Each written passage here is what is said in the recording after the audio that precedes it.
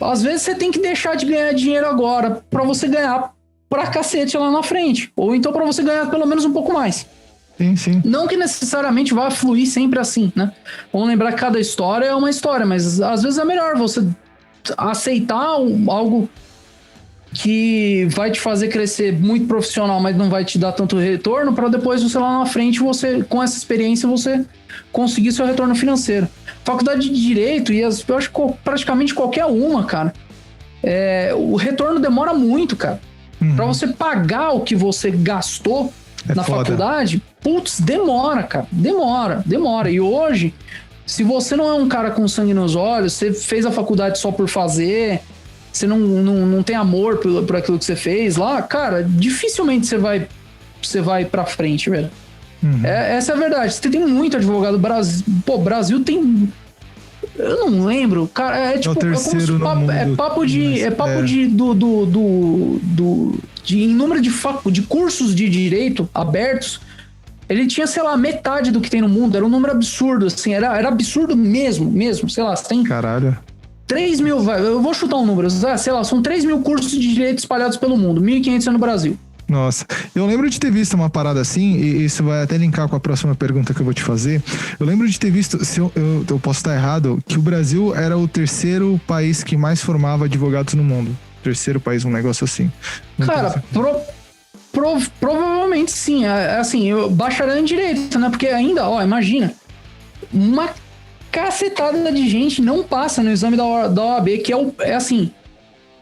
Você passar é uma felicidade muito grande você passar na OAB, para você assim você tá habilitado a ser advogado, a advogar.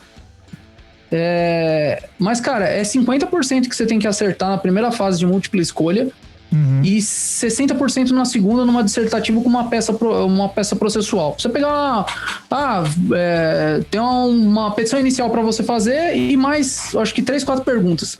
E, cara, a galera toma ferro, velho. Toma ferro. A gente às vezes, talvez uma parte pelo ensino, uma parte pela visão que o aluno tem da faculdade, chega lá no exame da ordem e não consegue fazer 50%. Não tem... Você formou, mas você não tem a proficiência mínima. É triste isso, cara. Caramba. Ô, Danielão, e mesmo formando tudo isso de gente, mesmo sabendo que tem, assim... tem poucas pessoas que passam, mas por ter muitas pessoas se formando, tem muitas pessoas que passam. Mesmo que... Não, sim. O número pra você ver. A minha OAB, ela é 390 mil, São Paulo. Entendeu? Caralho. Então... É por estado? É por estado. E para eu advogar aqui no Paraná, eu posso advogar em até 5 processos. Acima disso, eu tenho que pagar uma outra anuidade, mais R$1.000 por ano. Para tirar uma outra OAB aqui. Não, eu não preciso fazer a prova, etc e tal, mas o registro, para ter a carteira do OAB, eu tenho que pagar mais uma anuidade para poder advogar aqui. Se eu for fazer isso em Minas, a mesma coisa. Então, para cada estado, para cada unidade da federação, você tem que ter uma OAB. Se você for advogar ostensivamente, se for pegar bastante caso, assim. A maior parte dos meus processos ainda são todos de São Paulo, minha sócia que trazia. Então, eu não precisei, eu fiz pouco trabalho aqui no Paraná mesmo, por Paraná. Eu mesmo aqui do Paraná, eu presto serviço para São Paulo. Cara, agora trabalhando remoto é muito mais fácil, né, cara? Sim, você tava falando que as audições, elas estão acontecendo online também, né? Então muito mais fácil, eu acho. Você não precisa ficar... Eu tenho um amigo que ele é engenheiro civil e ele tava representando a construtora, né? E depois que terminou a obra, estava tendo muito processo de alguns funcionários que entraram lá processando a empresa e tudo mais. E, cara, antes da pandemia, ele tinha que ficar toda semana indo para Atibaia, indo para Itu, indo para lugares longe, sabe? Eu acho que isso deve ter acabado, né? A questão de deslocamento. Então, assim, a audiência trabalha... outra coisa que eu vou falar. Cada estado tem... seu tribunal de justiça, então aquilo que for matéria civil, que não envolver relação de trabalho, que for sei lá, problema, vamos pegar um exemplo simples, o engenheiro com a construtora lá, sei lá, eu tenho a minha construtora e eu contrato uma outra empresa que vai, sei lá, fazer assentamento do piso, vai? essa parte de acabamento. Se tiver um conflito entre eles, vai ser na justiça comum civil e vai resolver lá. Agora, para a justiça do trabalho, que ela é um pouco problemática, cara. Ela é regionalizada, então você tem tribunais regionais do trabalho, tem estado que tem o seu tribunal próprio, tem estado que aglutina lá, tem, sei lá, 3 estados aquele regional atende. Aqui no Paraná é um só, em São Paulo tem 2, inclusive. É engraçado, em São Paulo você tem o TRT2 que atende a capital e o TRT15 que atende interior.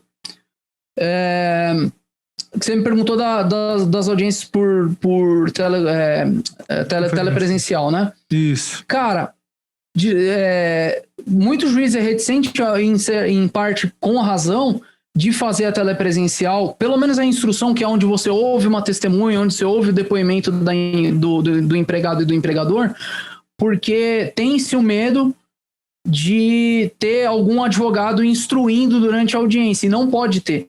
Na hora que eu estou prestando meu depoimento, o advogado... Eu sou preposto, eu represento a empresa.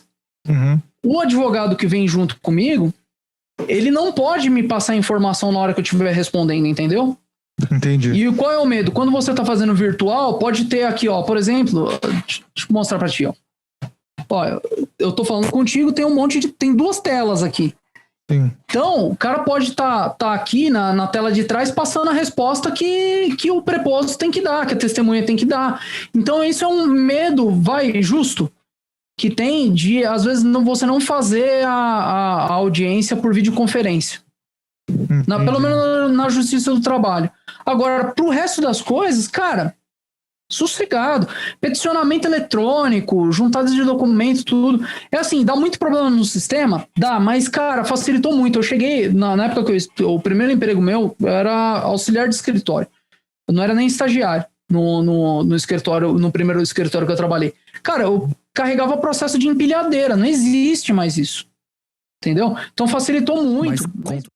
Fala pessoal, eu sou o Felipe Genovez, host do Elite Podcast, e vocês acabam de conferir os cenas do Elite. Se você gostou desse episódio, deixa o seu like. Se você quer conferir a versão um pouco mais estendida, vai lá aqui no YouTube, lá no Elite Podcast, ou então nos agregadores de podcast e procura por Elite Podcast. Tem muitos episódios legais lá para vocês, mas se vocês querem o conteúdo na íntegra e muitos outros conteúdos disponíveis para quem é membro, vai lá no eliteconteúdo.com.br, torne-se membro e ajude-nos a crescer.